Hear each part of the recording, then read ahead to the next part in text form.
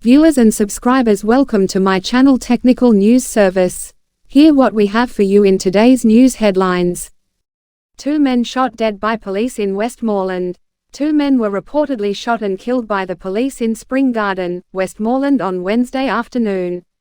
The deceased men have been identified by relatives as 25-year-old Romario Dawkins and Dean Woolery, both from the community. According to Zone 4 Commander for Little London and Negril Deputy Superintendent of Police Sean J. Mitchell, the men died in a confrontation with lawmen. According to reports, there was a police operation in the area sometime around 12:30 p.m. and the operation resulted in a confrontation. During the melee, 2 men were shot and taken to the hospital where they were pronounced dead. Mitchell said 2 firearms were recovered from the incident and the Independent Commission of Investigations (INDECOM) has commenced an investigation into the matter. Quadruple murder shocks quiet farming community. 5 children outside their neighbor's house in the dead of night was the first sign that something sinister was afoot in the quiet farming district of Crawle in Riversdale, St. Catherine, on Tuesday. Neighbors soon learned that the 5 siblings, all boys between the ages of 6 months and 14 years, had been sent out of their house by gunmen who had forced their way inside and murdered their mother, 45-year-old Kerry Ann Higgins McGrath, grandmother, Dorothy Higgins, the helper, 38-year-old Diane Nicola Johnson of Tom's Hope in Fellowship, Portland, and her spouse, known only as Kevin. Police said the brutal murders were committed about 2:15 a.m. by 3 men, all dressed in dark clothing, wearing masks and armed with handguns. According to Kerenzia Morrison, the Member of Parliament (MP) for St. Catherine North Eastern, one of the gunmen placed the baby in his stroller and told the other children to pack food and clothes and leave the house. Morrison said the victims were known to the residents as hard-working people. It's a peaceful constituency, you see the humble people, small farmers, shopkeepers. They go about their daily course of life.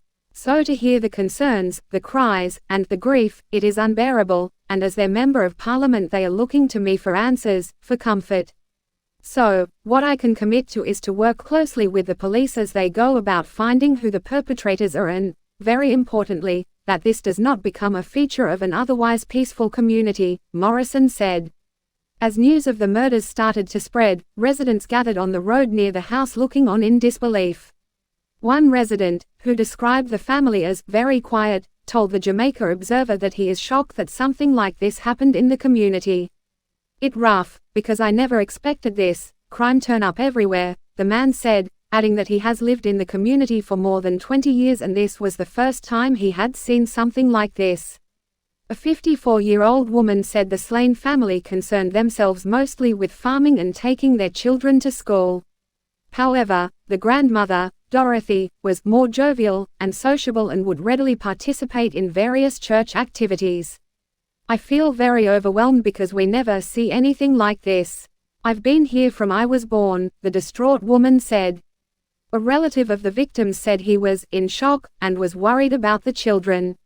Senior Superintendent of Police Stephanie Lindsay, while lamenting the tragedy, thanked God that the children had not been harmed. They are in police custody and they are currently working now to find some relatives to take custody of the children, she said. Lindsay, who heads the constabulary's communications arm, said at the time that the police had no leads as to the motive, as the investigation was still in the early stage. They are picking bits and pieces of information from whoever they can talk to and from what our intelligence is telling us. But still we don't know, so they are following some lines of inquiries and looking at everything they are getting now to see if we can be closer to what led to this attack and then who are the persons responsible, Lindsay stated. She also revealed that before the attack the family was in mourning as a male member had died suddenly last Friday. Lindsay said a complete profile for him would have to be done now that his family members had been murdered. Additionally, a post-mortem is to be done to confirm the cause of death.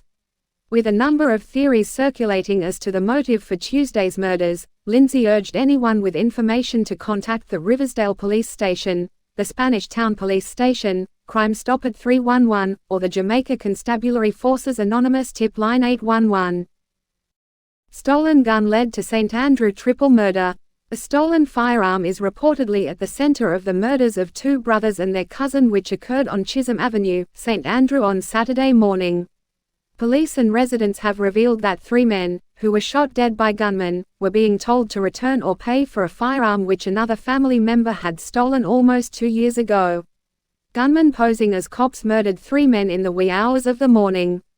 They were identified as 28-year-old Mason, Alex Orlando Ricketts, 31-year-old Nava, Fata, Ricketts, also a Mason, and Ricardo Dwight Henry, otherwise called Rasta, a 48-year-old delivery man. The deceased were all from 69 Chisholm Avenue in Kingston 13. The Ricketts were brothers, and Henry was their cousin, the police said. It is understood that the now deceased men had a family member who stole a firearm about 2 years ago. That family member was killed, but the weapon was never returned. Since then, residents and police have said, gunmen have been harassing the now deceased men over the missing firearm, requesting that they return one or pay for the stolen weapon.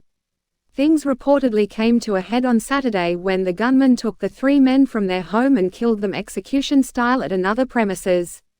Police had reported that around 1:15 a.m., 3 men armed with rifles and posing as police officers, entered the premises and took the 3 men from their dwelling house.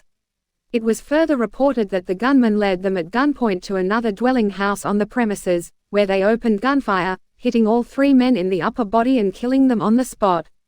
The gunmen then made their escape on foot in the area. Several 5.56 mm and 9 mm spent casings were found at the murder scene, the police said. 3-year-old boy, father perish in St. Catherine house fire. A 3-year-old boy and his father died from injuries they sustained in a fire at their home in Vallon Path, Westchester, St. Catherine on Tuesday night.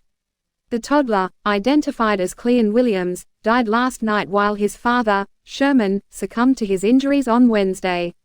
Reports from the Waterford police are that about 11:40 p.m., residents saw fire coming from a section of the house and alerted the police and the fire department. Commander for the St. Catherine Fire Brigade, Superintendent Dennis Lyons, told that when the firefighters arrived on the scene, the 4-bedroom dwelling was found engulfed in flames. During the cooling down operation, Williams' charred remains were found among the debris. The 40-year-old father was taken to hospital where he succumbed to injuries while undergoing treatment. Investigations continue. Driver escapes being swept away in Charlton Gully. The driver narrowly escaped being swept away in the Charlton Gully in St Andrew on Wednesday. It is understood that about 3 p.m., the driver was traveling in his car from Charlton Avenue towards Shortwood Road amid a downpour when, upon reaching the Charlton Gully, he attempted to cross the flooded roadway in the vehicle. An eyewitness video of the incident shows the vehicle getting into difficulties in the flood waters before being washed down the gully. A police source told that the driver managed to escape after the vehicle's journey downstream came to a halt in shallow waters. The source said the driver eventually was able to drive out of the gully as the water receded. Pastor calls for safe return of medic. National Director for Jamaica Youth for Christ, Reverend Dexter Johnson, has joined the call for the safe return or information leading to the whereabouts of missing dancehall artiste Stephanie "Medic" Williams. Williams has been missing since August 24, more than a month ago. She was reportedly last seen boarding a taxi outside her apartment. Johnson joined Williams' mother Millicent McCurdy and others during a peaceful protest yesterday outside the Constant Spring Police Station in St Andrew, where the missing persons report was made. Johnson said the situation is most frightening and continues to suggest that we live in a nation that is in trouble. When young ladies can't leave their homes freely and return home, then as a nation and a people we must be troubled, he said. Johnson said that in a real way, the protesters are demanding some form of justice because somebody saw something. Johnson said Williams belongs to someone who loves her and misses her. So my real challenge is not about whether or not she is involved in dancehall or whatever. She is a life and every life to God is precious. We are a nation that is in trouble and we must cry out. We must stand for righteousness because righteousness will exalt a nation, Johnson told. Johnson is also calling on the authorities to use the tools and technology available, citing the Jamaica network, to find the entertainer. We know the God that we serve and we are continuing to trust that God works with human hands, man and others, so we are appealing that those who saw something need to say something, Johnson said. McCurdy wept openly at the protest as she begged the nation for help in finding her daughter or obtaining useful information. Jamaica, I am desperate. I am seeking you to come on board with me. I need help, a tearful McCurdy said. She told our news team that information from the investigators is not forthcoming. Longtime friend of the missing entertainer Daniel Morrison also called on the authorities, including Prime Minister Andrew Holness and Justice Minister Delroy Chuck, to assist the family in getting justice for Williams. We have a special bond, and to hear what has happened to Stephanie, something is not right. To find out that she has been missing for so long, there are so many pieces of evidence and no suspect held. No one is coming out, Morrison said.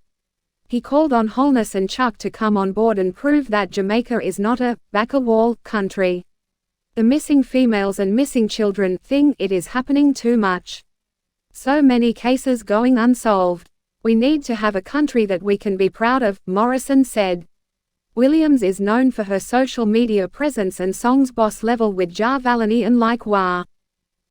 Viewers and subscribers, thanks for watching. Remember to like, share, comment and subscribe to my channel. Also hit that notification bell so you can be notified when we drop a new video. And remember, be safe and see you again.